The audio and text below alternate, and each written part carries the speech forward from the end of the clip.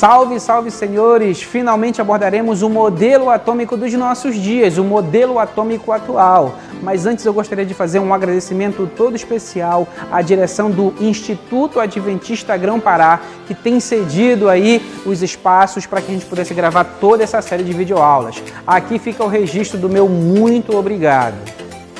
Agora sim, vamos juntos conhecer as propriedades e a estrutura do modelo atômico atual? Então você já sabe. Olho na tela e vem comigo.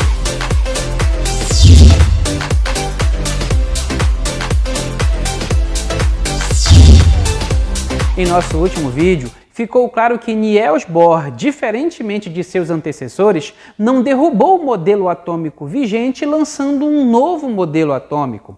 Pelo contrário, ele aperfeiçoou o modelo atômico vigente, trazendo inclusive detalhes que eram desconhecidos de seu próprio idealizador, no caso, Rutherford.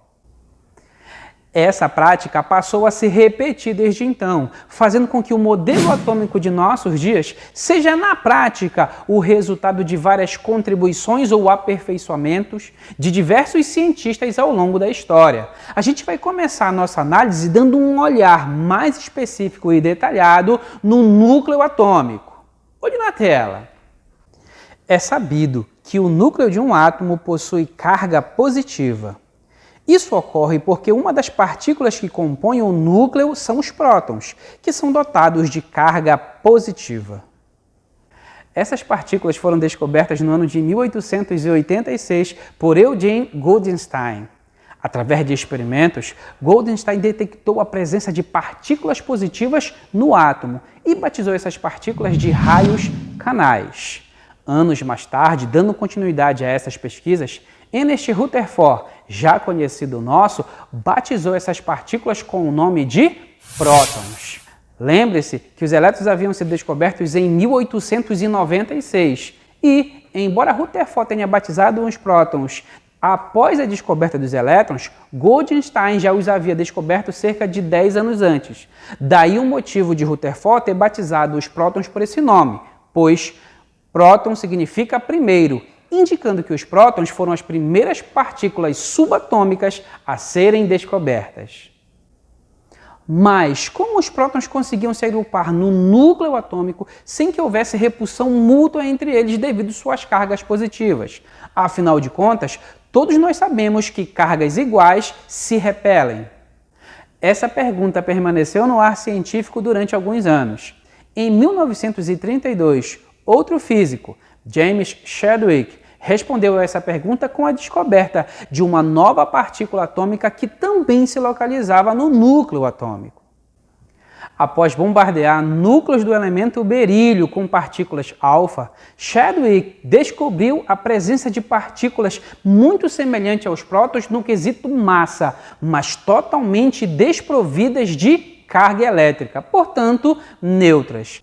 Essa partícula foi batizada com o nome de neutrão ou nêutron, como a conhecemos. É ela que confere estabilidade ao núcleo atômico, pois diminui o efeito repulsivo que existe entre as cargas positivas dos prótons.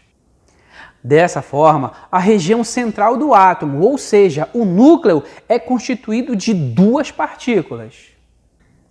Os prótons de carga positiva e, portanto, conferindo carga elétrica também positiva a todo o núcleo, e os nêutrons, sem nenhum tipo de carga elétrica, mas responsável pela estabilidade do núcleo atômico. Agora vamos analisar o que está no entorno desse núcleo. A eletrosfera é uma região volumosa que circunda o núcleo e já conhecida de nós. Nela se encontram os elétrons orbitando em níveis de energia bem definidos e em um total de 7 camadas com energia quantizada. Ou seja, a energia se conserva, não aumentando ou diminuindo ao longo de todo o movimento. Outros cientistas também contribuíram com descobertas, teorias e postulados acerca do átomo, dentre os quais podemos destacar Heisenberg, de Broglie, Sommerfeld, Schrödinger, que publicaram trabalhos relevantes acerca da mecânica ondulatória, que é um ramo da física moderna. Por sinal, esse movimento de partículas subatômicas e os seus efeitos são de grande interesse para nossa vizinha mais próxima, a física. Resumindo, o átomo é constituído de 3 partículas fundamentais: os prótons e os nêutrons localizados no núcleo e os elétrons localizados na eletrosfera atômica, orbitando em torno desse núcleo. Mas qual a relação entre as massas e as cargas dessas partículas fundamentais? Vamos construir um quadro comparativo para que a gente possa ter uma noção dessa relação. Olhe na tela. Inicialmente, criaremos uma coluna com todas as partículas subatômicas, prótons, nêutrons e elétrons. Iniciando pelos prótons, aprendemos até aqui que o próton possui carga positiva.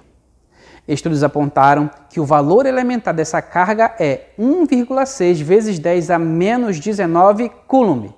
Assim, vamos criar um campo em nosso quadro chamado carga elementar. O nêutron não possui qualquer tipo de carga, logo possui carga elementar nula ou igual a zero. O elétron, por sua vez, possui carga elementar semelhante ao próton em valores, no caso, 1,6 vezes 10 a menos 19 coulomb, mas de natureza negativa. Perceba que, em termos numéricos, as cargas dos prótons e dos elétrons são exatamente iguais, diferenciando-se apenas em sua natureza, ou seja, enquanto um é positivo, o outro é negativo.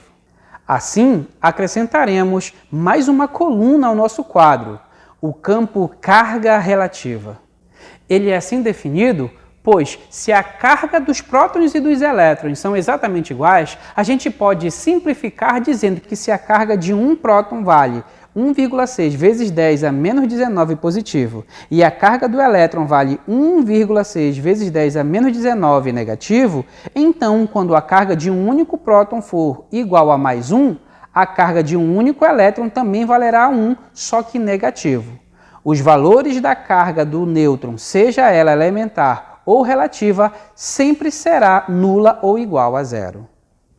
Agora vamos acrescentar mais uma coluna ao nosso quadro comparativo, a coluna massa. Considerando que estamos tratando com partículas muito pequenas, suas massas também são extremamente pequenas. Nesse sentido, trabalharemos com o conceito de massa relativa, ou seja, a massa de uma em comparação à outra. Para entender melhor, continua ligado de olho na tela. Como a massa real de um próton é extremamente pequena, ou seja, milhares de vezes menor que 1 grama, vamos considerar sua massa relativa e adotar que ela vale 1 unidade. Se compararmos a massa de um nêutron à massa de um próton, perceberemos que elas são praticamente iguais. Assim, dizemos que os nêutrons também possuem massa relativa igual a 1 unidade. Quando comparamos a massa de um próton com a massa de um único elétron, percebemos que o elétron é cerca de 1836 vezes mais leve que o próton. Para se ter uma ideia, seria como comparar a massa desse objeto metálico de 50 gramas com a massa total de uma motocicleta. Esse objeto metálico sozinho possui massa, mas essa massa comparada à massa total da moto é praticamente desprezível ou nula. É exatamente essa relação entre a massa de um próton com a massa de um elétron. Ou seja, o elétron até tem massa, mas comparado com a do próton, ela é praticamente nula. Assim, se efetuarmos essa divisão, chegaremos a um valor aproximado de 0,00054, ou seja, muito próximo de zero. Dessa forma, podemos dizer que a massa do elétron é desprezível em relação à do próton. Sendo assim, consideramos a massa do elétron como sendo nula. Esse dado é muito importante para entendermos o modelo atômico atual. Se considerarmos que das 3 partículas fundamentais que compõem o átomo, apenas 2 possuem massa significativa e que ambas estão localizadas no núcleo atômico, podemos então afirmar que toda a massa do átomo está concentrada praticamente em seu núcleo. Uma outra propriedade muito importante acerca do átomo é que a soma total de cargas positivas será sempre igual à soma total de cargas negativas. Isso faz com que o átomo seja um sistema eletricamente neutro. Isso significa que, independentemente se for um átomo de hidrogênio, sódio, ferro ou qualquer outro, o número de prótons em seu núcleo será sempre igual ao número de elétrons localizados em sua eletrosfera, tornando esse átomo um sistema neutro. E assim, a gente chega ao final desse vídeo e dessa série que passeou pela história dos principais modelos atômicos até chegar no modelo atômico de nossos dias. Eu espero sinceramente que você tenha gostado.